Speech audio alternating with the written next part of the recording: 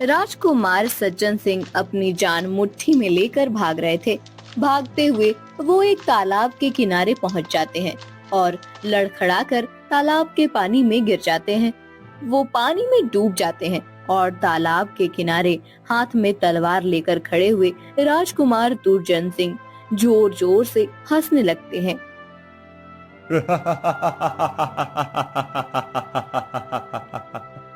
चलो, ये तो अब स्वयं ही मृत्यु को प्राप्त हो जाएगा। इसे मारने के लिए मुझे अपनी ताकत का उपयोग नहीं करना पड़ेगा। अब तो इसकी डूबकर ही मृत्यु हो जाएगी या फिर इस तालाब का मगरमच्छ इसे खा जाएगा।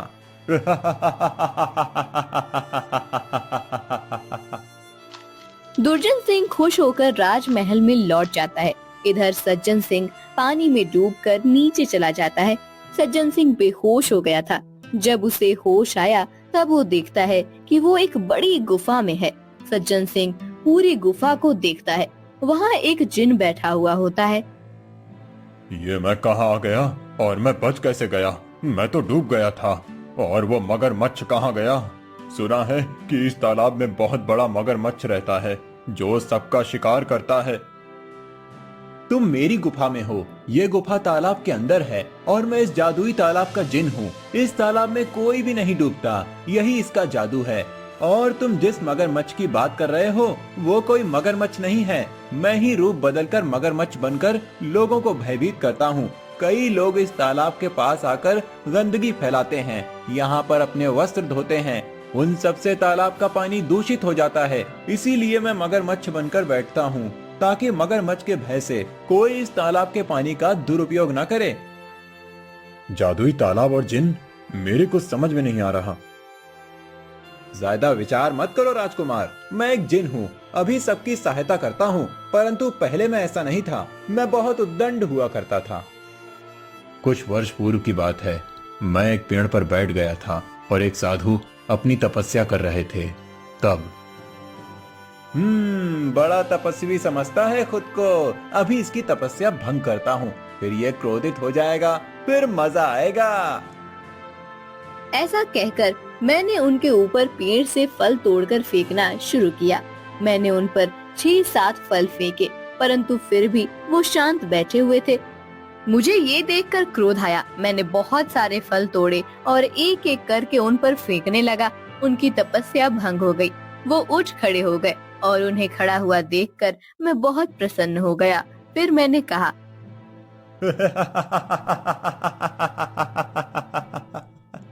तुम्हारी तपस्या भंग हो गई साधु, अब क्या करोगे? मुझे पता है तुम जैसे साधु अक्सर अपनी तपस्या भंग हो जाने पर क्रोधित होकर श्राप देते हो ना। मैं एक जिन हूँ, मुझ पर तुम्हारे किसी भी श्राप का कोई प्रभाव नहीं होगा। नहीं वत्स, मैं तुम पर कदापि क्रोधित नहीं हुआ हूँ। तुम मेरी तपस्या भंग करने का अपना कार्य कर रहे थे और मैं तपस्या भंग ना हो इसीलिए शांत रहने का प्रयास कर अपना कार्य कर रहा था। हर जीव अपने स्वभाव के अनुसार कार्य करता है वत्स। मैं एक साधु हूँ और मुझे क्रोध करना शोभा नहीं देता। अच्छा, तो तुम मुझे कोई दंड नहीं दोगे? दंड तो मैं तुम्हें दूंगा, परंतु क्रोधित होकर नहीं। मैं तुम्हारे स्वभाव में परिवर्तन करके तुम्हें सुधारूंगा। मैं मेरी तपस्या की शक्ति से तुम्हें एक जादुई तालाब में भेज रहा हूँ, जहाँ तुम्हारे स्वभाव में परिवर्तन आ जाएगा और तुम कभी भी उद्दंडता नहीं करोगे, सदा ही सबकी सहायता करोगे वत्स। उस जादुई तालाब के पानी में कभी कोई जीव डूबकर मृत नहीं होता है। यही उस तालाब के पानी में आया हुआ परिवर्तन है। उसी प्रकार उस तालाब में रहने के बाद तुम्हारे स्वभाव में भी परिवर्तन आ जाएगा। ऐसा कहकर उस साधु ने कुछ मंत्र बोले और मैं इस तालाब में आ गया। उस दिन से मैं इसी जादुई तालाब में रहता हूँ। परंतु ये बताओ कि तुम इस तालाब में कूदकर अपने प्राण क्यों त्याग रहे थे? मैं अपने प्राण त्याग नहीं रहा था। असल में मैं राजकुमार सज्जन सिंह हूँ। मेरे पिताश्री महाराज शिव प्रसाद ने मेरी माता की मृत्यु के पश्चात दूसरा विवाह किया और उन्हें एक और पुत्र की प्राप्ति हुई। वो मेरा सौतेला भाई था, दुर्जन सिंह। उसे राज्य की बहुत मोह है वो अब खुद महाराज बनना चाहता है, परंतु वो अपने नाम के भांति दुर्जन है। अभी से ही उसने प्रजा पर अन्याय करना आरंभ कर दिया है। इसी कारण से प्रजा उसे अपना राजा मान्य नहीं करना चाहती। मेरे पिताश्री को भली भांति ज्ञात है, इसीलिए पिताश्री ने मुझे अपना उत्तराधिकारी घोषित कर दिया था। मेरा राज्य अभिषेक निश्चित हो गया था, परंतु दुर्जन सिंह ने क्रोध में आकर पिताश्री को बंदी बना लिया और कारागार में डाल दिया। वो मेरे प्राण लेकर अपना राज्य अभिषेक करने की सोच रहा था। आज वो अपनी तलवार लेकर मेरे पीछे भागने लगा। उसने मेरे सभी शस्त्र छुपाकर रख दिए थे, इसीलिए मैं उसका प्रतिकार नहीं कर पाया और मुझे भागना पड़ा। मैं अपने प्राण त्यागना नहीं चाहता, परंतु इस तालाब के किनारे आकर मेरा संतुलन बिगड़ गया और मैं पानी में गिर गया। तुम्हारी कहानी तो बहुत पीड़ादायक है। कोई पुत्र अपने पिता को बंदी कैसे बना सकता है? कटु है, परंतु यही सत्य है। अब मुझे मृत्यु घोषित करके दुर्जन सिंह स्वयं राजा बन जाएगा। यही नहीं, मेरा विवाह राजकुमारी रूपमती के साथ निश्चित हुआ था। दुर्जन सिंह को भी राजकुमारी रूपमती पसंद आ गई थी। अब मैं नहीं तो वो कदाचित बलपूर्वक राजकुमारी रूपमती से विवाह कर लेगा। इधर राजकुमारी रूपवती को खबर मिल जाती है कि राजकुमार सज्जन सिंह की तालाब में डूबकर मृत्यु हो गई है। फिर नहीं, ये सत्य नहीं है। राजकुमार की मृत्यु नहीं हो सकती। मेरे प्रिय हंस, तुम स्वयं जाकर पता लगाओ कि जो जानकारी हमें मिली है वो सत्य है या असत्य। यदि ये बात सत्य हुई तो अनर्थ हो जाएगा।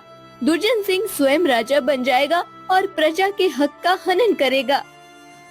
आप चिंता मत कीजिए राजकुमारी, मैं अभी जाकर राजकुमार के विषय में जानकारी प्राप्त करता हूँ। रूपवती का हंस शीघ्रता से उड़ते हुए सज्जन सिंह के विषय में जानकारी प्राप्त करने निकलता है। बहुत देर उड़ने के बाद वो जादुई तालाब के पास आकर बैठता है। राजकुमार सज्जन सिंह, कहाँ हैं आप? आपके विषय में जरूर किसी ने असत्य खबर फैलाई है। राजकुमारी रूपमती आपकी चिंता में आतुर हो गई हैं। हंस तालाब के किनारे बैठकर विलाप कर रहा था। तभी उसकी आवाज तालाब के अंदर राजकुमार सज्जन सिंह सुन लेते हैं। जिन, तुमने सुना? वो आवाज राजकुमारी रूपमती के हंस की है। अच्छा, वो जो विलाप कर रहा है वो एक हंस है? हाँ, अवश्य राजकुमारी ने उसे मेरी जानकारी प्राप्त करने के लिए भेजा होगा। हंस को राजकुमार के विषय में कोई जानकारी प्राप्त नहीं होती और वो वापस चला जाता है। आ गए तुम, क्या जानकारी प्राप्त हुई? क्षमा करें राजकुमारी, परंतु राजकुमार सज्जन सिंह के विषय में कोई भी जानकारी प्राप्त नहीं हो पाई। कदाचित हमें जो पता चला है वही सत्य है। सभी प्रजाजन आपस में यही बात कर रहे थे, कैसे दुर्जन सिंह ने महाराज को बंदी बना लिया और राजकुमार सज्जन सिंह को अपने मार्ग से हटाया है। नहीं, ऐसा नहीं हो सकता। अब मैं स्वयं जाऊंगी और महाराज शिव प्रसाद को उस दुष्ट दुर्जन सिंह के कारागार से मुक्त कराऊंगी। मुझे लगता है कि अब समय आ गया है कि तुम्हें इस तालाब से बाहर अपने राज्य में वापस लौटना चाहिए, अन्यथा वो दुर्जन सिंह तुम्हारे राज्य और राजकुमारी रूपमती के साथ अनुचित व्यवहार करेगा। सज्जन सिंह जिन की बात पर विचार करने लगता है। इधर दुर्जन सिंह अपना राज्याभिषेक करने के लिए राजगुरु और पंडितों को बाध्य करता है। राज्याभिषेक का आयोजन करवाता है। राजकुमार, आपके राज्याभिषेक के लिए सबसे ज्यादा आवश्यक है 7 नदियों का जल। उन 7 नदियों के पवित्र जल से आपका स्नान होने के बाद ही आपके राज्याभिषेक की विधि शुरू हो जाएगी। हाँ, पता है। मैंने 7 नदियों का जल लाने के लिए सेवकों को भेज दिया है। किसी भी क्षण वो आते ही होंगे। आप बाकी का आयोजन शुरू कीजिए। राजगुरु और पंडित भी नहीं चाह रहे थे कि दुर्जन सिंह का राज्याभिषेक हो, इसलिए वो देरी कर रहे थे। सेवक नदियों का जल लेकर आते हैं और राज्याभिषेक की विधि शुरू करनी पड़ती है। तभी जिन वहाँ अदृश्य रूप में आता है। जब राजगुरु दुर्जन सिंह के मस्तक पर पवित्र जल अर्पण करने लगते हैं, तभी अचानक वो जल लुप्त हो जाता है। राजगुरु फिर कोशिश करते हैं, बार बार ऐसे ही हो रहा होता है। तब राजकुमार, कदाचित नियति नहीं चाहती कि आप प्रलाप मत कीजिए। मैं जानता हूँ कि आप में से किसी को भी ये मान्य नहीं है कि मैं राजा बनूं। इसीलिए अवश्य आप ही कोई माया कर रहे हैं। किस तंत्र मंत्र का उपयोग किया है आपने ये राज्याभिषेक को टालने के लिए? ये आप क्या कह रहे हैं राजकुमार? हमने ऐसा कुछ भी नहीं किया है। हम ये नहीं समझ पा रहे हैं कि आखिर ये जल कहाँ जा रहा है। असल में जिन ही अदृश्य रूप में वो सारा जल पी रहा होता है। यदि जल नहीं आ रहा है उस घड़े से तो उस घड़े को तोड़ दीजिए। नहीं करना मुझे स्नान। आप अगली विधि शुरू कीजिए, और यदि आप नहीं करना चाहते तो मैं स्वयं जाकर राज सिंहासन पर बैठता हूँ। दुर्जन सिंह खुद जाकर सिंहासन पर बैठ जाता है। वो राज मुकुट अपने हाथ में लेता है और खुद उसे अपने सर पर रखता है। लेकिन तभी अचानक से वो राज मुकुट उसके हाथ से छूट जाता है और हवा में उड़ने लगता है। दुर्जन सिंह को समझ ही नहीं आता कि आखिर अचानक ये सब क्या हो रहा है। वो मुकुट राजमहल के बाहर उड़ने लगता है। दुर्जन सिंह के साथ सभी लोग उस राज मुकुट के पीछे जाने लगते हैं। राज मुकुट तालाब की दिशा में आगे जा रहा था। ये सब क्या हो रहा है? कहाँ जा रहा है ये राज मुकुट? इस पर मेरा अधिकार है, मैं इसे नहीं छोड़ सकता। जिन उस मुकुट को लेकर उड़ रहा था, लेकिन अदृश्य होने के कारण जिन किसी को दिख नहीं रहा था। आखिरकार राज मुकुट तालाब के पास आकर रुकता है। तभी बाहर आवाजें सुनकर राजकुमार सज्जन सिंह तालाब से बाहर आता है। उसके बाहर आते ही मुकुट सज्जन सिंह के मस्तक पर जाकर विराजमान हो जाता है। ये क्या? ये सज्जन सिंह जीवित कैसे है? और ये मुकुट इसके सर पर जाकर कैसे बैठ गया? ये सज्जन सिंह के मस्तक पर जाकर विराजमान हो गया। इसका अर्थ ये है कि तुम राजा बनने के लिए योग्य नहीं हो। उस मुकुट की गरिमा का रक्षण जो कर सकता है उसी के मस्तक पर ये शोभा देता है। पिताश्री, आप कारागार से मुक्त कैसे हो गए? किसका इतना दुस्साहस कि मेरे आदेश के बगैर आपको मुक्त कर दिया? मैंने मुक्त किया है पिताश्री को, दुष्ट दुर्जन सिंह।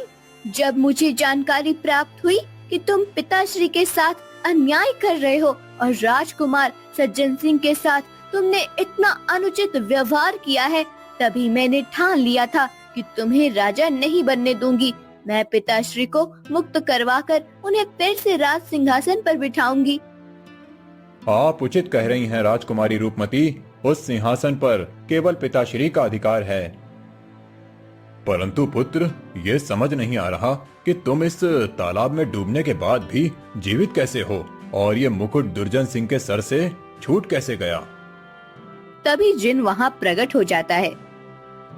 यही मेरा वो मित्र है जिसके कारण मेरे प्राण बचे हैं, और इसी ने इस राज मुकुट को दुर्जन सिंह के मस्तक पर विराजमान नहीं होने दिया। इसी ने सप्त नदियों का पवित्र जल ग्रहण कर राज्याभिषेक में रुकावट डाली थी। हाँ, मैं ही हूँ वो जिसने दुर्जन सिंह का राज्याभिषेक रोका है। दुर्जन सिंह जैसे दुष्ट व्यक्ति को सिंहासन पर बैठने का कोई अधिकार नहीं है। तुमने सही कहा। अब मैं राजकुमार सज्जन सिंह और राजकुमारी रूपमती का विवाह शीघ्र ही आयोजित करूंगा, और उसके पश्चात राजकुमार सज्जन सिंह का राज्याभिषेक संपन्न होगा। नहीं, ये कदापि नहीं हो सकता। मैं किसी भी स्थिति में इसे राजा नहीं बनने दूंगा। मैं सबको मार डालूंगा और स्वयं राजा बन जाऊंगा। तुम ऐसा कुछ भी नहीं कर सकते राजकुमार दुर्जन सिंह। तुम्हारे पापों का दंड तुम्हारा परिवार दे या ना दे, मैं तो अवश्य दूंगा। क्या दंड दोगे तुम इसे जिन? मैं इसे अपने साथ इस जादुई तालाब में लेकर जाऊंगा और इसका मन परिवर्तन करूंगा। जिस प्रकार साधु जी के कारण मैं उद्दंडता छोड़कर सीधे मार्ग पर चलने लगा, उसी प्रकार दुर्जन सिंह भी अपनी दुष्टता छोड़कर सही मार्ग पर चलने लगेगा। कुछ समय ये मेरा गुलाम बनकर तालाब के अंदर ही अपना जीवन व्यतीत करेगा। उसके पश्चात जब मुझे लगेगा कि अब उचित समय आ गया है दुर्जन सिंह को मुक्त करने का, तब मैं इसे खुद राजमहल छोड़ने आऊंगा। इतना कहकर जिन राजकुमार दुर्जन सिंह को अपने साथ तालाब के अंदर ले जाता है। कुछ दिनों के बाद राजकुमार सज्जन सिंह और राजकुमारी रूपवती का भव्य विवाह संपन्न हो जाता है और सज्जन सिंह राजा बन जाता है। पूरे 1 वर्ष तालाब के अंदर रहने के बाद राजकुमार दुर्जन सिंह का मन परिवर्तन हो जाता है और उसका व्यवहार सुधर जाता है। फिर जिन उसे राजमहल छोड़कर